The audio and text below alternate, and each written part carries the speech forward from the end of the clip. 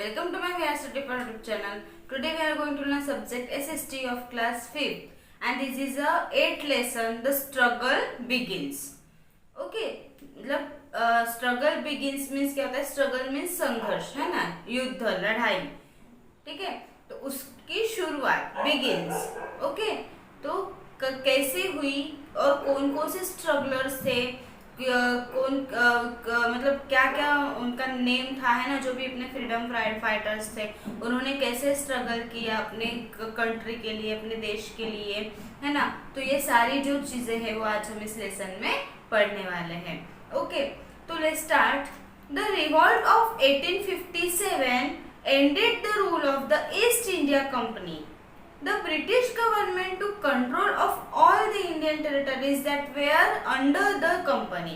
It means जब 1857 का जब रिवॉल्ट हुआ, जब युद्ध हुआ, है ना, तब जब उसका जो एंड हुआ, 1857 के युद्ध का जब एंड हुआ, तो उसका जो रूलर था वो किसका रूल था, उसमें किसका राज्य था उस टाइम पे? ईस्ट इंडिया कंपनी का, है ना, ब्रिटिशों का। ब्रिटिश की जो कंपनी थी East India company, English east India company, है ना, तो उस कंपनी का ही पूरा राज्य था अपने इंडिया पर। तो ये जो कंपनी थी वो किसकी थी? ब्रिटिश गवर्नमेंट की थी, है ना। ब्रिटिश गवर्नमेंट का पूरा कंट्रोल था उस पर, और पूरे इंडियन टेरिटरी, जितने भी भारत के जो भी प्रदेश है ना, उन सारे चीजों पर किसका कंट्रोल होता था? ब्रिटिशों का। पूरा ब्रिटिशों का ही राज्य था, और जो कंपनी थी ईस्ट इंडिया कंपनी, ये ब्रिटिश कंपनी थी, ठीक है। The more strongly the British tried to suppress the Indian people, the more strongly they began to demand freedom. मतलब ब्रिटिश जो थे बहुत ही स्ट्रांग थे, है ना, उनकी जो सेना थी बहुत स्ट्रांग थी उनका, और अपने इंडियन लोग जो थे वो उन पर बहुत ज़्यादा वो दबाव करते थे, है ना।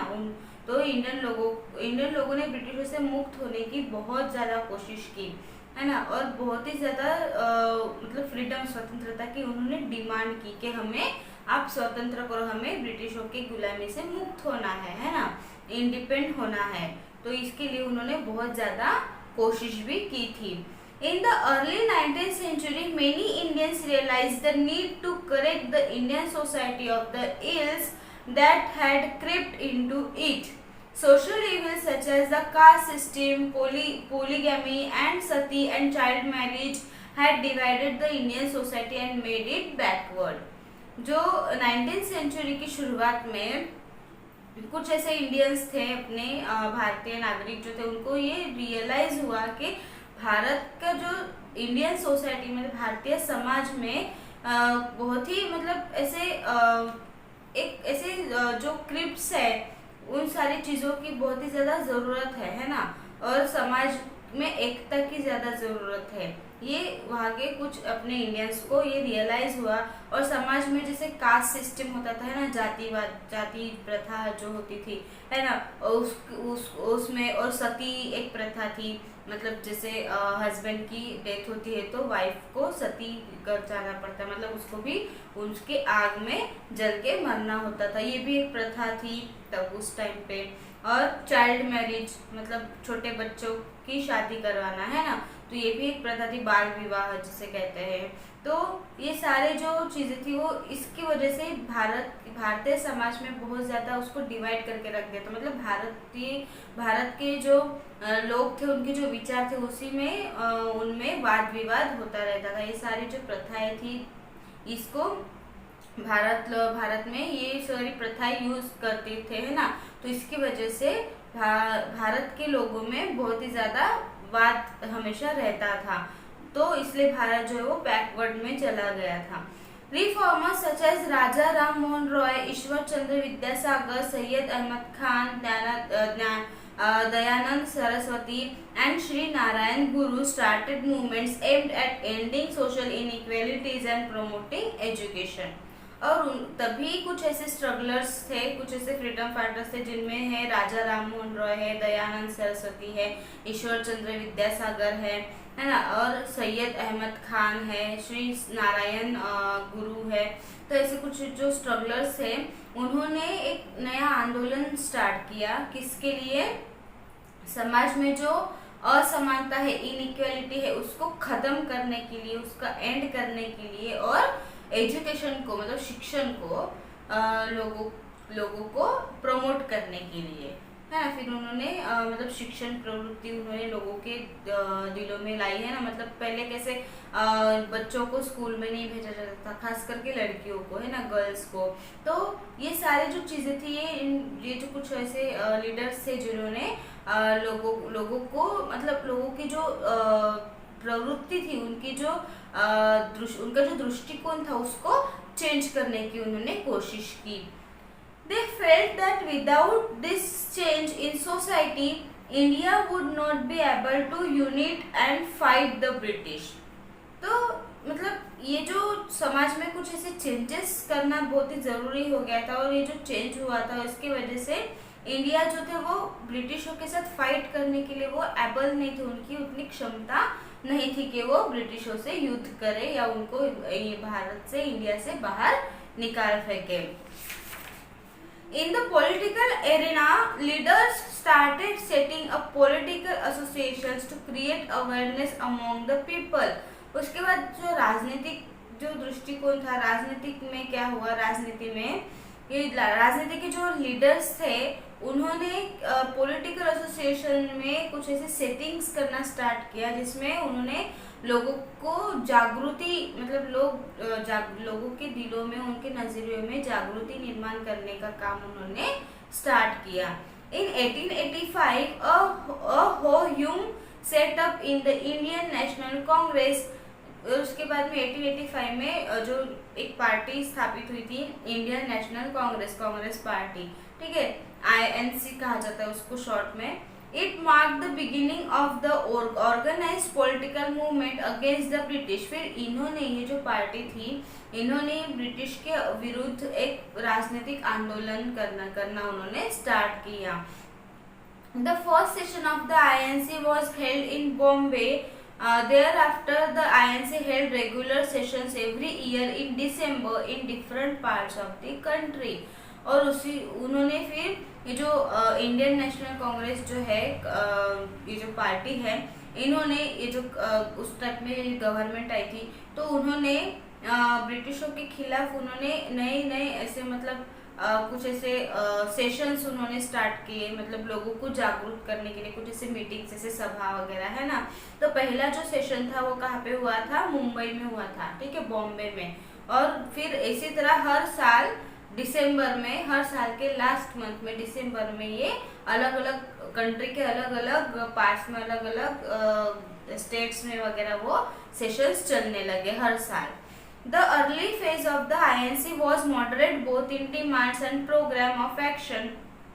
Prominent leaders of this phase were Gopal Krishna Gokhale, Dadabhai Naoroji and W.C. Banerjee।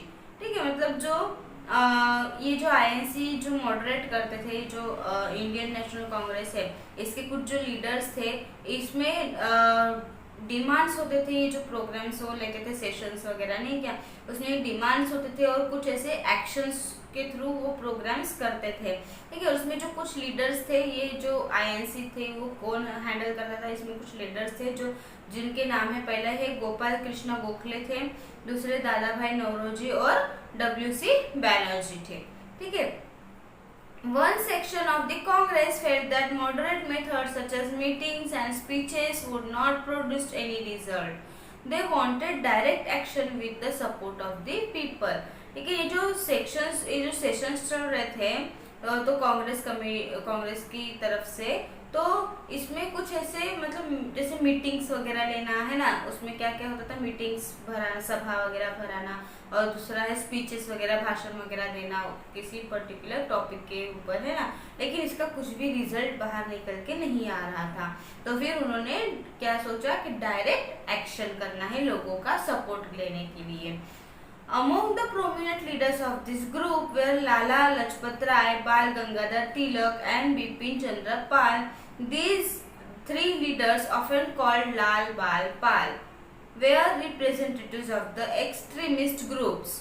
मतलब इसमें कुछ कांग्रेस के कुछ ऐसे प्रोमिनेंट लीडर थे जिनका एक ग्रुप था, जिनमें थे पहले लाला लाजपत राय, दूसरे थे बाल गंगाधर तिलक और तीसरे थे बिपिन चंद्र पाल। ये 3 लीडर्स थे, 3 ऐसे नेता थे कांग्रेस के जिनको शॉर्ट में लाल बाल पाल के नाम से जाना जाता था। मतलब इनका एक तीनों का एक ग्रुप ही था, है ना। लाल मीन्स लाला लाजपत राय, उनका शॉर्ट फॉर्म लाला है तो उनको लाल, ठीक है। फिर बाल गंगाधर तिलक, उसमें है बाल, और पाल बिपिन चंद्र पाल उनका सरनेम, है ना। तो इस तरह से तीनों का लाल बाल पाल नाम से उनके पहचान होने लगी, ठीक है। तो इनका एक पूरा ग्रुप बन गया था इन तीनों का, और ये बहुत ही एक्सट्रीमिस्ट ग्रुप था। Bal Gangadhar Tilak declared Swaraj is my birthright and I shall have it. He started a newspaper named Kesari which was very critical of the British. बाल गंगाधर तिलक ने ये उनका एक ध्येय, एक लाइन थी उनकी जो उन्होंने डिक्लेयर की थी, कौन सा, Swaraj is my birthright and I shall have it. It means आपने ये सुना ही होगा कि स्वराज्य ये मेरा जन्मसिद्ध अधिकार है और वो मैं लेके ही रहूंगा। ये एक घोषणा उन्होंने की थी, जो एक आज भी हम जिसको जानते हैं, एक घोषणा वाक्य उनका था बाल गंगाधर तिलक का, ठीक है।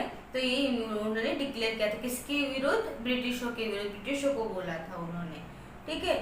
ये जो स्वराज्य है, मतलब जो इंडिपेंडेंस, स्वतंत्र है, ये मेरा अधिकार है, जन्मसिद्ध अधिकार है, और वो मैं तुम लोगों से लेके ही रहूंगा, ठीक है।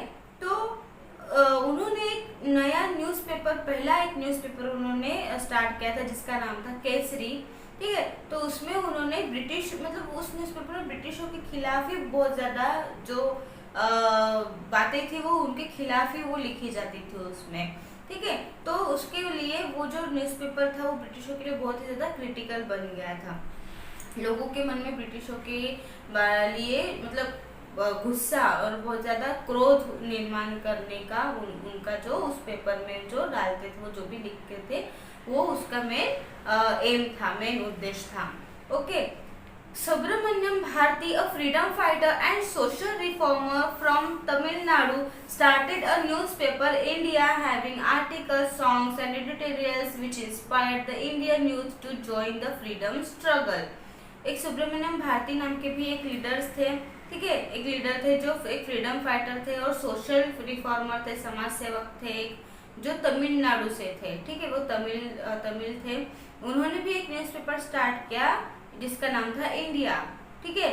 और उसमें कुछ वो आर्टिकल्स लिखते थे, सॉन्ग्स लिखते थे, कुछ एडिटोरियल्स छापते थे उसमें, जो पढ़ के इंडियन लोगों को इंस्पायर करने के लिए, मतलब भारत के लोग जो ब्रिटिशों की गुलामी सहन कर रहे थे, है ना, उनमें वो हिम्मत लाने के लिए कि वो ब्रिटिशों के खिलाफ आवाज उठाए, उनको यहाँ से निकाल भगाए, है ना। इसके लिए जो भी इंडियन जो यूथ थे, जो जवान थे, जो भी है ना, जो ब्रिटिशों के नीचे दब गए थे, जो उनकी गुलामी सहन कर रहे थे, उसमें उनके गुलाम बन चुके थे, तो इन लोगों को इंस्पायर करने के लिए वो इस इंडिया के न्यूज़पेपर में, इंडिया नाम के न्यूज़पेपर में अच्छे अच्छे वो सॉन्ग्स लिखते थे, मतलब जिसको पढ़ के उनके अंदर की एक स्फूर्ति बाहर निकले, है ना, ब्रिटिशों के खिलाफ उनके दिल में आग लगे, इस तरह के वो सॉन्ग्स, कुछ ऐसे एडिटोरियल्स जो थे वो उसमें छापते थे, ठीक है। तो इसमें उन्होंने ये बताया कि he strongly nationalistic poems posed a great challenge to the British government which ordered his arrest. तो वो इसमें ऐसे मतलब इतने स्ट्रॉन्ग ऐसे पोएम्स वो उसमें प्रिंट करते थे कि ब्रिटिशों के खिलाफ, तो ब्रिटिशों को मतलब ब्रिटिशों पे वो क्या करते थे, उनके अगेंस्ट उसमें हर एक बातें वो लिखते थे, उनके अगेंस्ट ही वो सारी चीज़ें उनके पोएम्स में या फिर उनके जो भी एडिटोरियल्स है, जो भी चीज़ें हैं, उनमें ब्रिटिशों के खिलाफ ही चीज़ें जो थी वो बाहर निकलती थी। ब्रिटिशों के खिलाफ क्रोध, है ना, उनका जो गुस्सा, उनको मतलब उनको ऐसे उनके दिल को ऐसे चुभने वाली बातें वो उसमें ज़्यादा रहती थी। तो ब्रिटिशों को ये सारी चीज़ें बहुत खलने लगी थी कहीं, है ना, तो ब्रिटिशों ने उनको अरेस्ट करने का ऑर्डर दे दिया था, ओके, उनको अरेस्ट भी किया जा चुका था। However, even in prison, Bharti spent his time writing poems on freedom, nationalism and the country's welfare.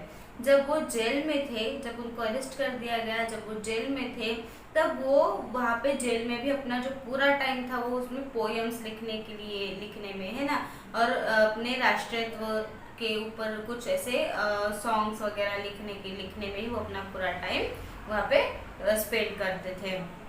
He had close relations with nationalist leaders such as Bal Gangadhar Tilak and Bipin Chandra Pal. उनका relation मतलब बहुत ही close था nationalist leaders से, जो भी leaders थे अपने, है ना, भारत के, जैसे बाल गंगाधर तिलक है और बिपिन चंद्र पाल है ना, तो लाला लाजपत राय वगैरह जो भी लीडर्स थे, है ना, उनसे उनका रिलेशन बहुत ही अच्छा था, बहुत ही क्लोज था। They discuss national issues and exchange their views. वो एक दूसरे के साथ एक डिस्कस करते थे नेशनल इश्यूज के बारे में, राष्ट्र के कौन से प्रॉब्लम से क्या इश्यूज है, सारी चीज़ों के बारे में एक दूसरे के साथ वो डिस्कस करते थे, और उसमें वो अपने विचार एक्सचेंज करते थे। हर एक जन अपने विचार एक दूसरे के साथ शेयर करते थे। Bharati's wise suggestions and dedications to the cause of nationalism inspired the common peoples as well as national leaders।